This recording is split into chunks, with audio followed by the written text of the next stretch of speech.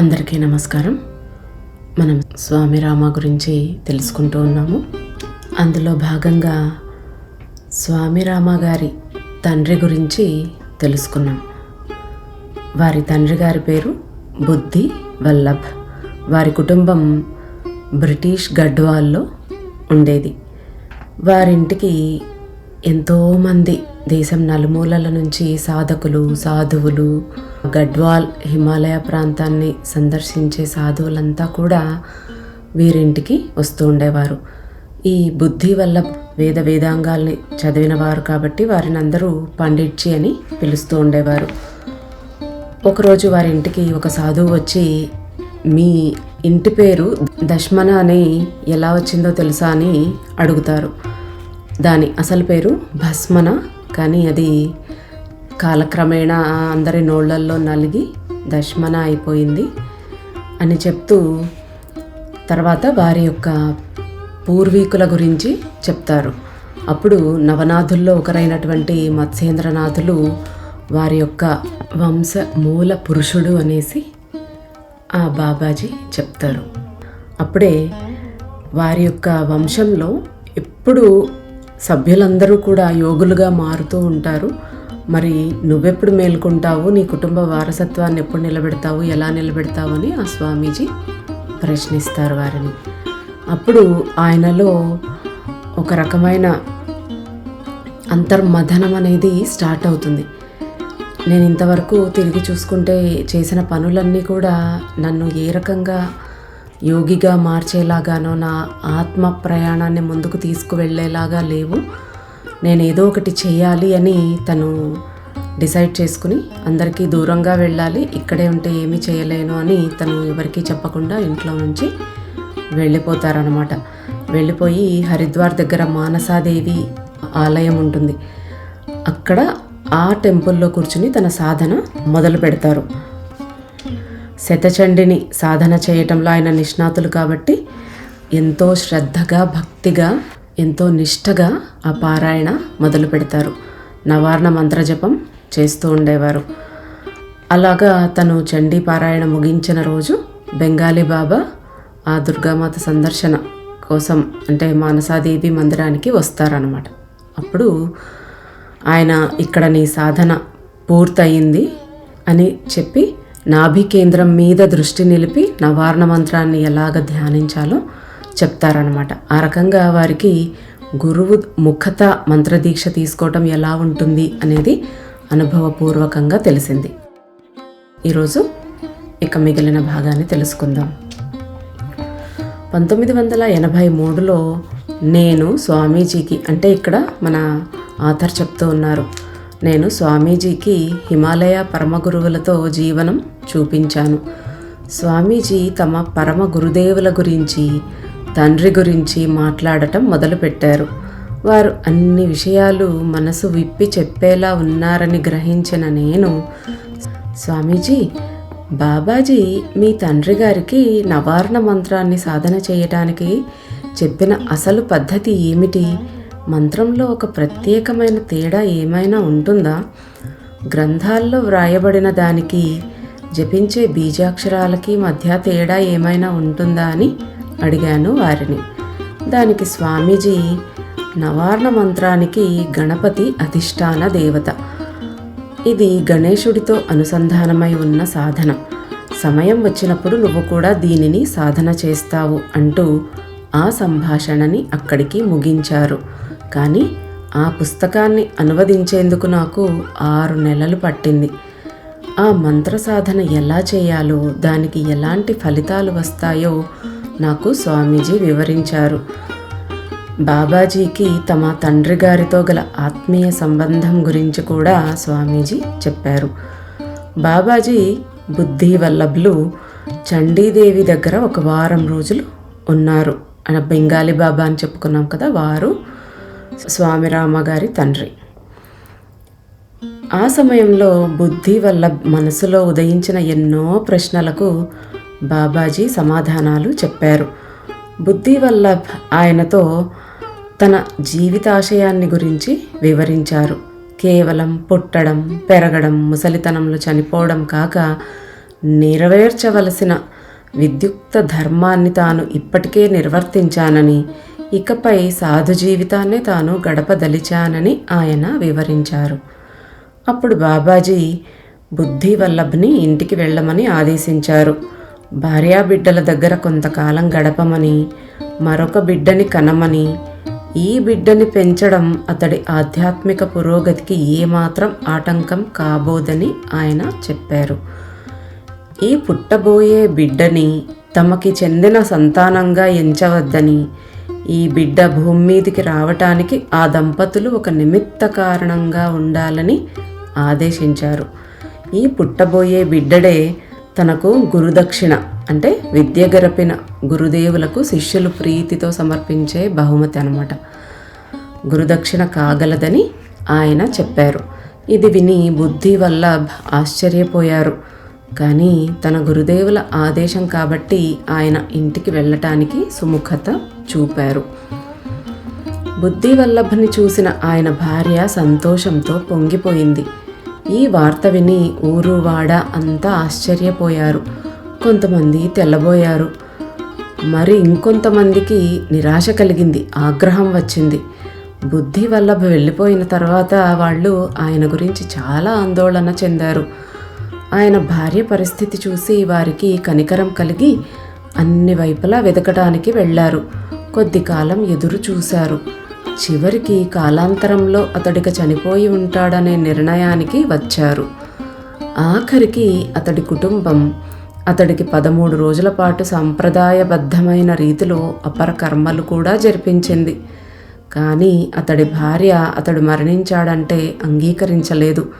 పుణ్యస్త్రీలాగానే ఆమె పసుపు కుంకుమలు ధరిస్తూ ఉండేది. ఒక విధవరాలిలాగా జీవించటానికి ఆమె ఒప్పుకోకపోయేసరికి చుట్టూ ఉన్న సమాజం, బంధువర్గంలో చాలా చికాకులు తలెత్తాయి. అంతేకాదు, బుద్ధివల్లభ్ సజీవంగా ఉన్నాడని, తీవ్రమైన ఆధ్యాత్మిక అభ్యాసంలో నిమగ్నమై ఉన్నాడని గ్రామస్తులకు తెలిసి ఉంటే ఆయనని ఒక ఆధ్యాత్మిక పథ ప్రదర్శకుడిలా కొంతమంది, బాధ్యత లేకుండా బంధాల్ని తెంపుకుపోయాడని కొంతమంది విమర్శించేవారేమో కానీ, ఆయన అనుకోకుండా చాలా కాలం తర్వాత తిరిగి వచ్చేసరికి అదో పెద్ద సంచలనంగా మారింది. ఆయన ఇల్లు వదిలి వెళ్ళినప్పుడు అందరూ ఆయనని సన్యాసం తీసుకున్నాడని అనుకున్నారు. ఒక సంసారి సన్యాసిగా మారిన తరువాత తిరిగి తన ఇంటికి చేరడం మహాపాపం. అందువల్ల ఒక పాపాత్ముడికి ఆశ్రయం ఇస్తే ఆ జాతి మొత్తానికి చేటు కలుగుతుందని ఆ గ్రామస్తులు విశ్వసించారు. బుద్ధివల్లభ్ రాకతో ఏదైనా దురదృష్టం వెన్నంటి వస్తుందేమోనని వారి అనుమానం. అందువల్ల బుద్ధివల్లభ్ ఇంటి నుంచి వెళ్ళిపోయిన తర్వాత ఎక్కడికి వెళ్ళాడో, అతనికి సన్యాస దీక్ష ఎవరిచ్చారో ఆ మహాత్ముణ్ణి కనుగొనే పనిలో పడ్డారు. బుద్ధివల్లభ్ ప్రేమ గురించి, భయం గురించి ఒక ముఖ్యమైన పాఠం నేర్చుకున్నారు. ఆయన ఇంటికి వచ్చిన తర్వాత కాస్త స్థిమితపడ్డ తర్వాత తాను ఇల్లు విడిచిపెట్టి వెళ్ళడానికి దారి తీసిన మానసిక స్థితి, మానసాదేవి మందిరానికి వెళ్ళడం, అక్కడ బెంగాలీ బాబా తనకు కనిపించి ఉపదేశం ఇవ్వడం గురించి అందరితోనూ సవివరంగా తెలియచేశారు. ఆ సాధు ఆదేశం వల్లనే తిరిగి తను ఇంటికి వచ్చానని అన్నారు. బాబా తనను సాధువుగా మారమని ఎన్నడూ చెప్పలేదని అన్నారు. తాను పూర్వపు బుద్ధివల్లభ్నేనని చెప్పారు. అలాగే బాబా తనకి ఒక ముఖ్యమైన ఆదేశం ఇచ్చారని, తాను గృహస్థాశ్రమ ధర్మం నిర్వర్తించి ఒక మగ సంతానాన్ని కనమని ఆదేశించారని కూడా చెప్పారు. ఏదో విధంగా కొద్ది రోజులకి అలజడి తగ్గింది. కానీ ఇంకా సందేహం వీడలేదు. బుద్ధివల్లభ్కి 70 ఏళ్ల దాకా ఉన్నాయి. ఆయన భార్య 60 ఏళ్ళు. పర్వత ప్రాంత వాసులని దృష్టిలో పెట్టుకుంటే అది చాలా పెద్ద వయసు కిందే లెక్క. ఆయన భార్యకి ఈ వయసులో సంతానం ఎలా కలుగుతుందన్న సందేహం ఉన్నప్పటికీ సాధు భవిష్యవాణి ఫలించింది. 1 సంవత్సరం లోపే ఆమె గర్భం ధరించింది. త్వరలోనే ఒక పండంటి బిడ్డ జన్మించాడు. ఆ బాలుడు జన్మించిన రోజునే బాబాజీ బుద్ధివల్లభ్ ఇంటికి వేంచేసి ఆ బాబుని చూపించమని అడిగారు. సంప్రదాయం ప్రకారం తల్లి బిడ్డలను 12 రోజుల పాటు వేరే గదిలో విడిగా ఉంచుతారు. అందువల్ల తల్లి మిగతా కుటుంబ సభ్యులు ఆ బిడ్డని గది దాటించి బయటకి తీసుకుని వెళ్ళడం పట్ల అభ్యంతరం వ్యక్తం చేశారు. కానీ ఆ సాధు ఆదేశంతోనే తమకు సంతానం కలిగిందనే సత్యాన్ని బుద్ధివల్లభ్ తన భార్యకి గుర్తు చేసి దీనివల్ల ఎలాంటి ఇబ్బంది లేదని చెప్పాడు. పిల్లవాడిని బాబాజీ చేతుల్లో పెట్టారు. ఆ సాధువు శిశువుని కొన్ని నిమిషాలు చేతుల్లో పెట్టుకుని తదేకంగా చూశాడు. తర్వాత ఆ బాలుడిని తిరిగి ఇచ్చేస్తూ, గుర్తుంచుకోండి, ఈ పిల్లవాడు నావాడు, ప్రేమగా పెంచండి, సమయం వచ్చినప్పుడు నేను తనని నాతో తీసుకుని వెళ్తాను అన్నాడు. బుద్ధివల్లభ్ బాబాజీని భోజనం చేయమని అడిగాడు. కానీ బాబాజీ తిరస్కరిస్తూ, నేను నా బిడ్డని చూడటానికి వచ్చాను. నిజానికి ఈ బిడ్డ ఈ లోకంలో ఎవ్వరికీ చెందడు, ఆ దైవానికి తప్ప. అతడి పట్ల మమతానుబంధాలు పెంచుకోకండి అని చెప్పి బాబాజీ వెళ్ళిపోయారు. ఆ తరువాత నామకరణ మహోత్సవం జరిగింది. బాలుడికి వ్రజ కిషోర్ కుమార్ అని పేరు పెట్టారు. ఆ గ్రామంలో అందరూ అతడిని ప్రేమగా కిషోరి అని పిలిచేవారు. అతడి తల్లిదండ్రులు మాత్రం అతడిని పుత్తు, అంటే పుత్ర అనే పదానికి మాండలికం పుత్తు అని పిలిచేవారన్నమాట. ఈ బాలుడి జననమే ఒక వింత అనుకుంటే, ఇతడి చెవి కమ్మలకి పుట్టుకతోనే రంధ్రాలు ఉండటం గ్రామస్తులకి మరో భీతి గొలిపే కారణంగా మారింది.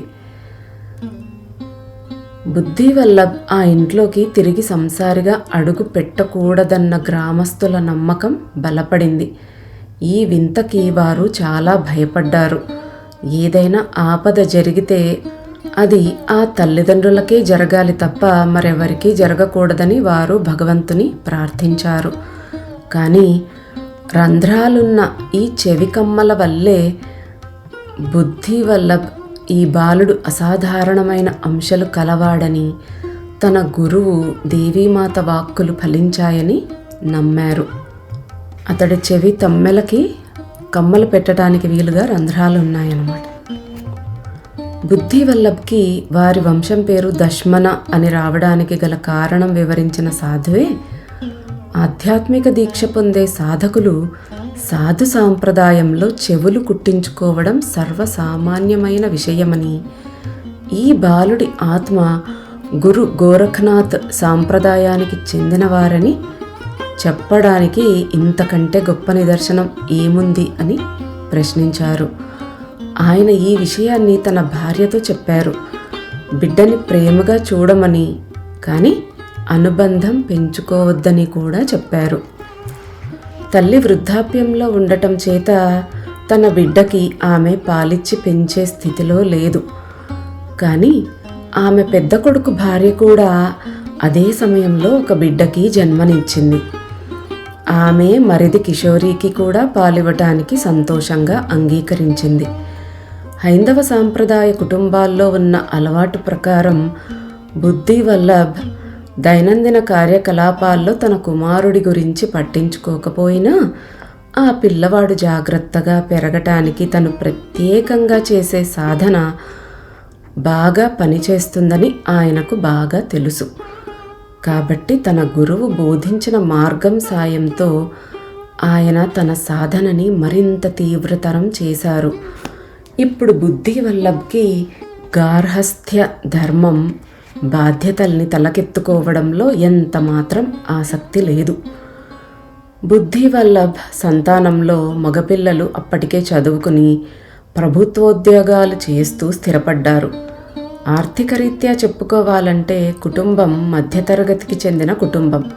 కానీ పిల్లలు బ్రిటిష్ పాలనలో ఆంగ్లంలో విద్యని అభ్యసించటం వల్ల బ్రిటిష్ ప్రభుత్వ ఉన్నతాధికారులతో వారికి సన్నిహిత సంబంధాలు ఉండటం వల్ల వాళ్లలో ఆధిపత్య భావన ఎక్కువగా ఉండేది.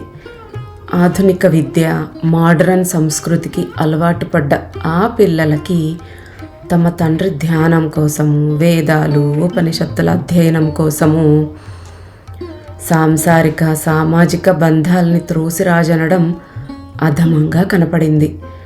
పైగా ఇది చాలదన్నట్టు కిషోరి పట్ల ఆయన చూపే ప్రేమ ఎంత ఏకోన్ముఖంగా ఉండేదంటే చివరికి ఆయన తన మనుమలకి అందించాల్సిన చేరిక, అనురాగం అందించలేకపోయారు. స్వామీజీ ఈ స్థితి గురించి మాట్లాడుతూ ఈ ప్రవర్తన అన్నకి చాలా ఇబ్బందికరంగా మారింది. ముఖ్యంగా నా అంత వయస్సున్న పిల్లలు ఆయనకు ఉన్నారు అన్నారు. అయినా వదినగారు మాత్రం ఆయనను చాలా దయగా, ప్రేమగా, ఆర్ద్రంగా పెంచింది. కిషోరిని ఎప్పుడూ తన పిల్లల్లో ఒకడిగానే చూసేది. ఎందుకంటే తనే పాలిచ్చింది కదా, ఆ అనుబంధం అనేది ఉంటుంది. కిషోరి అందానికి అందరూ ముగ్ధులయ్యేవారు. ఎవరిని చూసినా అంత అందమైన పిల్లవాడిని తామెన్నడూ చూడలేదని అనేవారు. కిషోరి చురుగ్గా, బలంగా ఉండేవాడు. అప్పుడప్పుడు ఉదాసీనంగా ఏం ఆలోచిస్తున్నాడో ఎవరికీ అర్థం కాని విధంగా ఉండేవాడు. ఒక్కోసారి 16 గంటలు, 24 గంటల పాటు కూడా నిద్రపోతూ ఉండేవాడు. కానీ తరచుగా మేల్కొని ఏడుస్తూ ఏవో అర్థం కాని విషయాల్ని చెప్పడానికి ప్రయత్నిస్తూ ఉండేవాడు. అతడు శారీరకంగా బలంగా ఉండేవాడు. కానీ కొన్నిసార్లు ఎంతో మానసిక బలం కనిపించేది అతనిలో. ఈ పిల్లవాడు ఏదో విపత్తుకి కారకుడవుతాడనే భయం ఉన్నా కానీ చుట్టుపక్కల ప్రజలంతా ఆ పిల్లవాడంటే వారందరికీ చాలా ఆకర్షణ ఉండేది. కిషోరి జననం తర్వాత సాధువులు మరింత తరచుగా ఆ గ్రామాన్ని సందర్శించేవాళ్ళు. ఆ పిల్లవాడి పట్ల అమిత ఆసక్తి కలిగిన గ్రామస్తులు అతడు చేసే వింత చేష్టల్ని చూసి ఆశ్చర్యపోతూ ఉండేవారు. వచ్చిన సాధువులకి కొంతమంది గ్రామస్తులు ఆ పిల్లవాడు వరప్రసాదమని, దైవం కరుణించి వచ్చినటువంటి బిడ్డ అని చెప్పేవారు. మరికొంతమంది ఆ పిల్లవాడికి గాలి సోకిందని, వారు తమ ఆశీస్సులతో ఎలాగైనా ఆ బిడ్డను కాపాడాలని, ఆశీస్సులు ఇవ్వాలని చెప్పేవారు. బుద్ధివల్లభ్ ఒక కఠినమైన దినచర్యని అలవాటు చేసుకుని పాటించేవారు. ఆయన త్వరగా నిద్రలేచి స్నానం చేసి సాధన మొదలుపెట్టేవారు. ఆయన పూజలో ఎక్కువసేపు గణేశుని, దుర్గాదేవిని పూజిస్తూ గడిపేవారు. ఆయన నీరు, గంధం పొడి, పాలు, పెరుగు, పూలు, తేనె, పసుపు, బియ్యం, సింధూరం, అగరబత్తులు, నెయ్యితో వెలిగించిన అఖండ దీపం, పండ్లు, మిఠాయిలతో సంప్రదాయబద్ధమైన అర్చన చేసేవారు. తరువాత మొత్తం దుర్గా సప్తశతి పారాయణ చేసి గురువు ఉపదేశించిన మంత్రాన్ని జపించేవారు. పూజ ముగిసిన తరువాత ప్రసాదాన్ని తన ప్రియపుత్రుడికి పెట్టేవారు. తన మిత్రుల్ని భోజనానికి పిలిచాడు. వాళ్ల కోసమని అన్నగారు స్వీట్లు ఆర్డర్ చేసి తెప్పించాడు. అప్పటికి మధ్యాహ్నమైంది. కానీ అతిథులు ఇంకా రాలేదు. కిషోరికి అప్పుడు 3 ఏళ్ళు ఉంటాయి. బుద్ధివల్లభ్ తన పూజ ముగించి మామూలుగానే మిఠాయి ప్రసాదం పుత్తూకి పెట్టారు. ఆయన తన ధ్యాన మందిరంలోనే ఉండిపోయారు. పిల్లవాడు చేతిలో మిఠాయి ప్రసాదంతో సంతోషంగా బయటకి వచ్చాడు. అది గమనించిన అన్నగారు ఈ అల్లరి పిల్లవాడు చెడు అలవాట్లు నేర్చుకుంటున్నాడని, అతిథుల కోసం అట్టే పెట్టిన మిఠాయిల్ని దొంగిలించాడని భావించాడు. ఆ మిఠాయి ఎక్కడ నుంచి తీశావో చెప్పమని కిషోరిని గద్దించి అడిగాడు.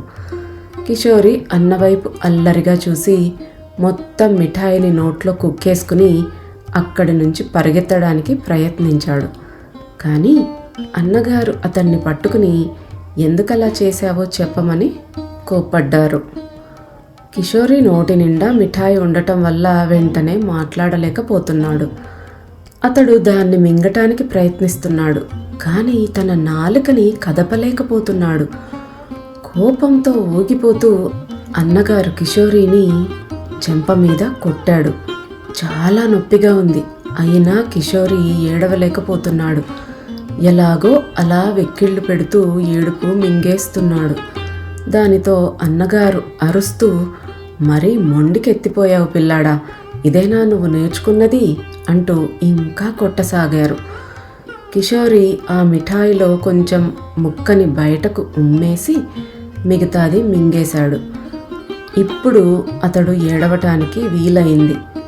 ఇంటి పైకప్పు లేచిపోయేటట్టు ఏడవసాగాడు. ఓ పక్కన అన్న అతడిని బాదుతూనే ఉన్నాడు, ఆ మిఠాయి దొంగిలించింది తనేనని ఒప్పుకోమంటూ. ఈ గొడవంతా విని బుద్ధివల్లభ్ తన ధ్యాన మందిరం నుంచి బయటకి వచ్చాడు. పిల్లవాడిని విడిపించి అతడిని అక్కున చేర్చుకున్నాడు. నిర్ఘాంతపోయిన బుద్ధివల్లభ్ పిల్లవాడి భుజాల చుట్టూ చేతులు వేసి, ఎందుకు వాడినలా కొడుతున్నావు అని అడిగారు పెద్ద కొడుకుని. దానికి ఆయన, మీరే వాణ్ణి చెడగొడుతున్నారు, వాడికి అసలు బుద్ధి జ్ఞానం లేదు, ఏది పడితే అది దొంగతనం చేస్తాడు, పట్టుకుంటే మాత్రం నేనేం చేయలేదు అంటాడు అని చెప్పాడు కఠినంగా. తీవ్రంగా బాధపడిన బుద్ధివల్లభ్ తన కొడుక్కి ఆ మిఠాయి ఎక్కడ నుంచి వచ్చిందో తెలియచేసి, నాశనమైపోతావు, నీకు శాంతి అనేదే ఉండదు అని శపించి పుత్తూని ఎత్తుకుని ధ్యాన మందిరంలోకి వెళ్ళిపోయాడు. పిల్లవాడిని హృదయానికి హత్తుకుని విపరీతంగా ఏడ్చాడు. ఈ సంఘటన తరువాత ఆయన మరింత అంతర్ముఖుడైపోయాడు. ఆ తర్వాత కొద్ది కాలానికే కాలం చేశారాయన. ఆయన భార్య చలించిపోయింది. అంత పెద్ద వయసులో పిల్లవాడిని కన్న ఆమె చాలా నీరసించిపోవడం మొదలుపెట్టింది. రాను రాను ఆమెకి కనిపించడం కూడా పోయింది. ఇక కిషోరి కోసం ఏదైనా చేసే ఓపిక కూడా లేదు.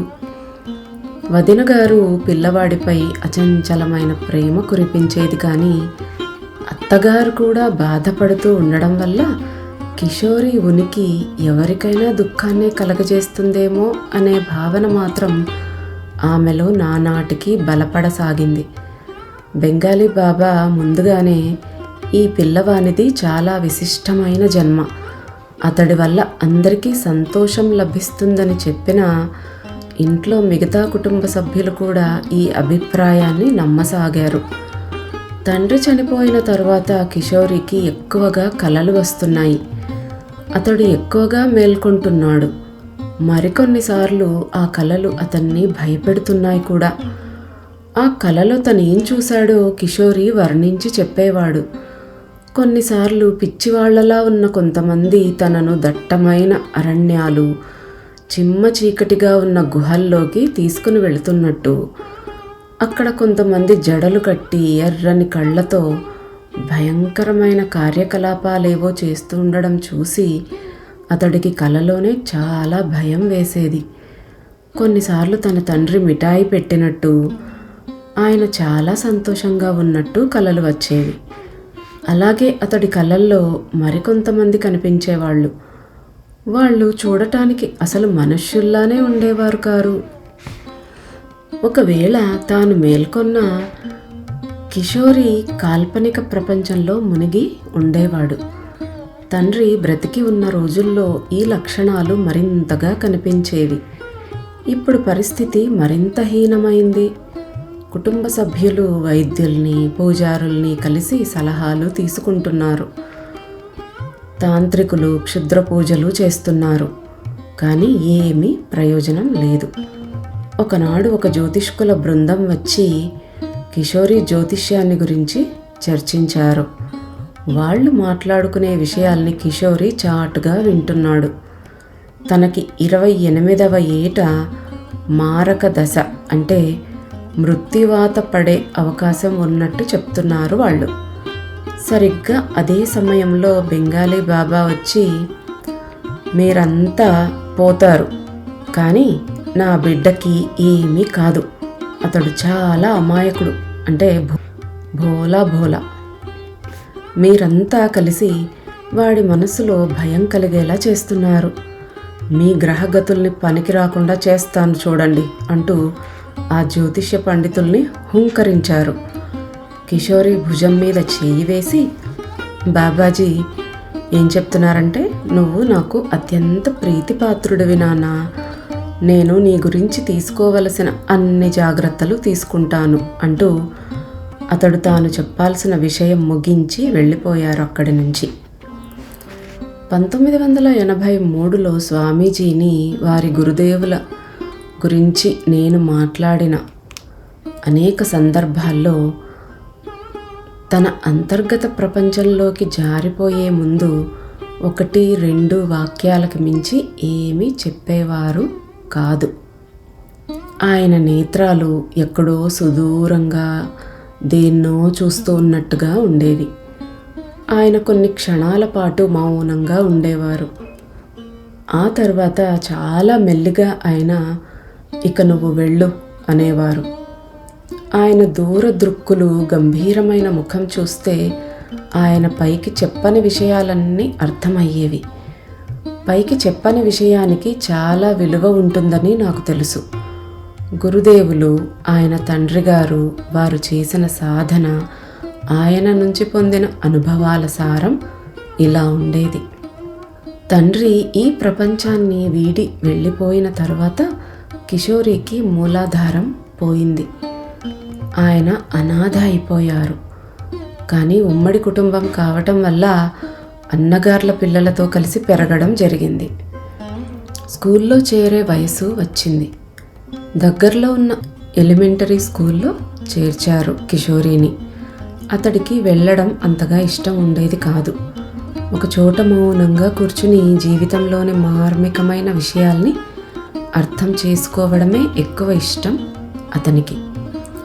తండ్రి మరణం వల్ల పిల్లవాడు ఎవ్వరితోనూ మాట్లాడడం లేదని, తన లోకంలో తాను ఉండేవాడు అని అనుకునేవారు చుట్టుపక్కల జనం.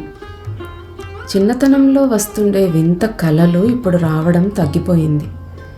కానీ అతను ఒక్కడే ఏకాంతంగా ఉండడం అలవాటైంది. ఎప్పుడు ఏదో దిగులుగా ఉండేవాడు. తన వయసు పిల్లలంతా స్కూలుకి వెళ్తారు కాబట్టి తాను వెళ్ళేవాడు. స్కూలు కూడా దగ్గరగానే ఉండేది. ఉపాధ్యాయులు ఈ పిల్లవాడిని ఇష్టంగా చూసేవారు. కానీ అతడికి నిరంతరం తన లోపల చెలరేగుతున్న ప్రశ్నలతో వ్యస్తంగా ఉండేవాడు.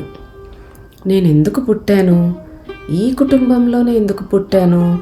నా బాధ్యతల్ని చూస్తున్న వాళ్లతో నాకున్న బాంధవ్యం ఏమిటి? నా కలల్లోకి తరచుగా వచ్చేవాళ్ళు ఎవరు? బాబాజీయే నా తండ్రి, తల్లి కూడా. నన్ను తీసుకెళ్ళడానికి ఆయన ఎప్పుడు వస్తారు? ఈ ప్రపంచంలో భాగం కానీ ఈ స్కూల్లో చదువుకునే బాదరబందీ ఎందుకు? ఇలా సాగిపోయేవి ఆ ప్రశ్నలు. హిమాలయ పరమగురువులతో జీవనంలో స్వామీజీ తనకు తన గత జీవితం గుర్తుందనే విషయాన్ని చాలా స్పష్టంగా రాశారు. తను ఈ కుటుంబంలో ఉండటం వింతగా అనిపించిందని చెప్తారు. కానీ ఆయన పెద్ద అవుతున్న కొద్దీ ఆ జ్ఞాపకాలు మసకబారసాగాయి. ఆ జ్ఞాపకాన్ని నిలుపుకునేందుకు ఆయన ఎంత ఏకాగ్రతతో ధ్యానం చేసినప్పటికీ తన చుట్టూ ఉన్న ప్రపంచంలో తను అంతగా నిమగ్నం కావలసి వచ్చేది. అంతగా ఆయన పూర్వజన్మ స్మృతులు మరపుకు వచ్చేవి. మెల్లమెల్లగా తన వాస్తవమైన ఉనికిని మరచిపోవడం అతడిని ఆందోళనకి, విచారానికి గురి చేసింది. తాను పిల్లవాడిగా ఉన్నప్పుడైతే తన ఆలోచనలు, అనుభూతుల్ని ఎలాంటి సంకోచము లేకుండా చెప్పేసేవాడు.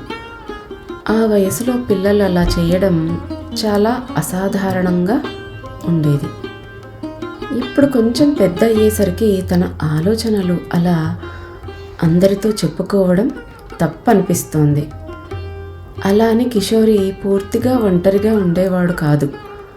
ఆ గ్రామంలో 2 మహిళలు ఉండేవారు. అతడు వాళ్లతో కూర్చుని ఏవో కబుర్లు చెప్తూ ఉండేవాడు. వాళ్ళు ఆయనను చాలా ప్రేమగా చూసేవారు. వాళ్ళ మాటలు ఆయనని ఎంతో సాంత్వనపరిచేవి. వాళ్ళు అతడికి ఋషీశ్వరులు, యోగులు, దేవుళ్ళు, దేవతల మహిమల గురించి వర్ణించి చెప్పేవారు. పునర్జన్మ గురించి వాళ్ళు చెప్పిన సంగతులు విన్న కిషోరికి తనకి వచ్చే కలలు ఆలాపనలకి అర్థమేమిటో తెలిసింది. ఆ స్త్రీలిద్దరూ పెద్దగా చదువుకున్న వాళ్ళు కాకపోయినా వాళ్ళకి చదువు విలువ తెలుసు. వాళ్ళు కిషోరిని స్కూలుకు వెళ్ళి చదువుకోమని ప్రోత్సహించేవారు. బాగా చదువుకుంటే తండ్రిలాగా గౌరవం పొందవచ్చునని వాళ్ళు చెప్పేవారు. ప్రాథమిక విద్య పూర్తి చేసే సమయానికి కుటుంబ సభ్యులు తప్ప అతడిని ఎవ్వరూ కిషోరి అని పిలిచేవారు కాదు. బయటంతా బ్రజ్ కిషోర్ కుమార్ అని పూర్తి పేరుతో పిలిచేవారు. అతడు జూనియర్ హై స్కూల్కి వచ్చేసరికి, అంటే 6th నుంచి 8th గ్రేడ్ ఆ టైంలో అతడు బెంగాలీ బాబాతోనూ మిగతా సాధువులతోనూ ఎక్కువ సమయం గడిపేవాడు. అప్పటికి బ్రజ్ కిషోర్ బాబాల బంధం బాగా బలపడింది. బాబాజీ దగ్గర ఉన్నప్పుడల్లా కిషోరికి ఇక మరి దేని మీద ఆసక్తి ఉండేది కాదు. బాబాజీ వేసవికాలంలో ఎక్కువ భాగం, శీతాకాలం ప్రారంభంలో కొంతకాలం గడ్వాల్ హిమాలయాల్లో గడిపేవారు. అందువల్ల కిషోరి వేసవికాలం అంతా ఆయనతోనే ఉండేవాడు. కానీ వేసవికాలం ముగిసిన తరువాత కూడా బాబాజీతో కలిసి సంచరించటానికి కిషోరి స్కూల్ మానేసేవాడు. దాంతో హాజరు తగ్గేది. అయినా స్కూల్లో ఎప్పుడూ మంచి మార్కులే వచ్చేవి. బెంగాలీ బాబా బాగా చదువుకున్నారు. ఆయన కిషోరికి బాగా చదువు రావాలని ఆశీర్వచనం ఇచ్చారు. బాబాజీ మార్గదర్శకత్వంలో ఓ సాధు మండలి తరచుగా లాన్స్డౌన్ ప్రాంతాన్ని, చుట్టుపక్కల గ్రామాలని సందర్శించేది. వారు బ్రజ్ కిషోర్ని భోలే అని పిలిచేవారు. భోలే అంటే అమాయక బాలుడు అని అర్థం. వారంతా వచ్చి ఆ బాలుని సందర్శించడంలో గల ప్రత్యేకమైన ఉద్దేశ్యం ఒక్కటే: ఈ లౌకిక ప్రపంచంలో కిషోరి అభ్యసించాల్సిన నైపుణ్యాల్ని చకచకా అభ్యసించేలా చేయటం. ప్రాపంచిక బంధనాల్లో చిక్కుకోకుండా దానితో యుక్తిగా ఎలా గడపడం అనేది నేర్చుకునేందుకు ప్రేరణ కల్పించడమే వారి ఉద్దేశ్యం. చదువు పట్ల గల అనాసక్తిని తొలగించేందుకు వారు అతడికి సహాయపడ్డారు. విద్యాభ్యాసం పూర్తి చేసుకుంటేనే బాబాజీ దగ్గర నుంచి అతడు పొందగలిగినదంతా చాలా వేగంగా పొందవచ్చు అని వాళ్ళు సూచించారు. అప్పటికే గ్రామస్తులకి భోలేగా పిలిచే కిషోరి కొద్ది కాలంలోనే తమ చిన్న సమాజాన్ని విడిచి వెళ్ళిపోతాడని అర్థమైంది. ఇక మిగతా భాగం మరో రోజు చదువుకుందాం.